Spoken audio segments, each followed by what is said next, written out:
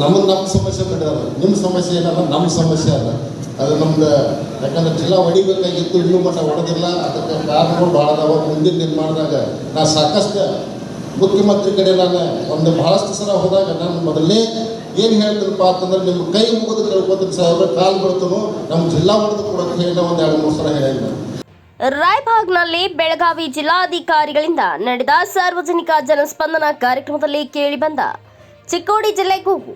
ಹೌದು, ಇವತ್ತು ರಾಯಭಾಗದಲ್ಲಿ ನಡೆದ ಜನಸ್ಪಂದನ ಕಾರ್ಯಕ್ರಮದಲ್ಲಿ ಕುಡಚಿ ಶಾಸಕ ತಮ್ಮ ಬೇಡಿಕೆ ಇಟ್ಟಿರುವುದು ಪ್ರತ್ಯೇಕ ಜಿಲ್ಲೆಯ ಕೂಗು. ಹಳ್ಳಿಗಳಿಂದ ಬೆಂಗಳೂರುವರೆಗೂ ನಾನು ಚಿಕ್ಕೋಡಿ ಜಿಲ್ಲೆಗಾಗಿ ಸಾಕಷ್ಟು ಮನವಿ ಮಾಡಿದ್ದೇನೆ. ಆದರೂ ಚಿಕ್ಕೋಡಿ ಜಿಲ್ಲೆ ಮಾಡಲು ತಡವಾಗುತ್ತಿರುವುದು ಸಾರ್ವಜನಿಕರ ಕುಂದುಕೊರತೆಗಳ ಸಮಸ್ಯೆ ಬಗೆಹರಿಯುವುದಿಲ್ಲ. ಮೊದಲು ಚಿಕ್ಕೋಡಿ ಜಿಲ್ಲೆ ಮಾಡಿ ನಿಮ್ಮ ಕೈ ಮುಗಿತೀವಿ ಎಂದು ಸಾರ್ವಜನಿಕರ ಮುಂದಿಗೆ ಜಿಲ್ಲಾಧಿಕಾರಿಗಳಿಗೆ ಹೇಳಿದರು.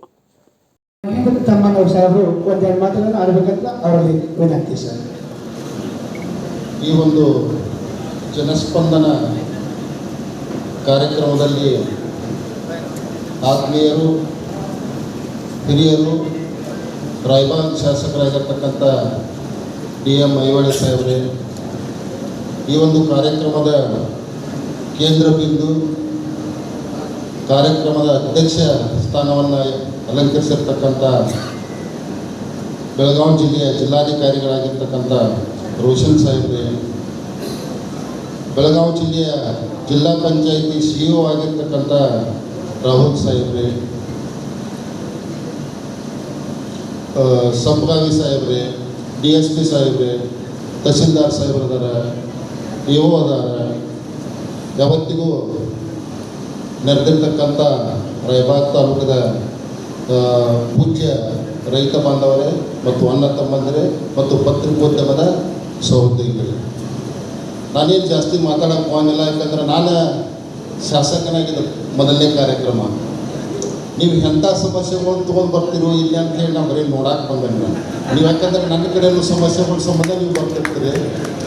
ಇಲ್ಲಿ DC ಸಾಹೇಬ್ರ ಕಡೆ, CO ಸಾಹೇಬ್ರ ಕಡೆ ನೀವು ಎಂಥ ಸಮಸ್ಯೆಗಳು ತೊಗೊಂಡು ಬರ್ತೀರಿ ಅನ್ನೋದು ನಾನು ನೋಡಕ್ಕೆ ಬಂದೀನಿ. ಅದಕ್ಕೆ ದಯವಿಟ್ಟು ಇವತ್ತು ತಾವು ಸರ್ ಏನು ಈ ತಾವೊಂದು ಕಾರ್ಯಕ್ರಮ ಏನು ನೀವು ಹೊಂದ್ಕೊಂಡಿದ್ದಿರಲ್ಲ, ಇದನ್ನು ಆದಷ್ಟು ಸ್ವಲ್ಪ ಹಿಂಗೆ 3 ತಿಂಗಳು ಅಥವಾ 4 ತಿಂಗಳು ಒಂದು ಲಿಮಿಟೇಷನ್ ಮಾಡಿ ನೀವು ಅವಾಗವಾಗ ಬಂದ್ರೆ ಅಂತಂದ್ರೆ ನಮ್ಮ ಭಾರ ಒಂದು ಸ್ವಲ್ಪ ಇಳಿಸಿದಂಗೆ ಆಗ್ತೈತಿ. ಅದಕ್ಕೆ ದಯವಿಟ್ಟು, ಯಾಕಂತಂದ್ರೆ ನಮ್ಮ ಪರಿಸ್ಥಿತಿ ಹೆಂಗಾಗೈತೆ ಅಂದ್ರೆ ಸರ್, ನಾವು ರಾಜಕಾರಣ ಮಾಡ್ತೀವಿ, ರಾಜಕಾರಣಗಳಿದ್ದೀವಿ.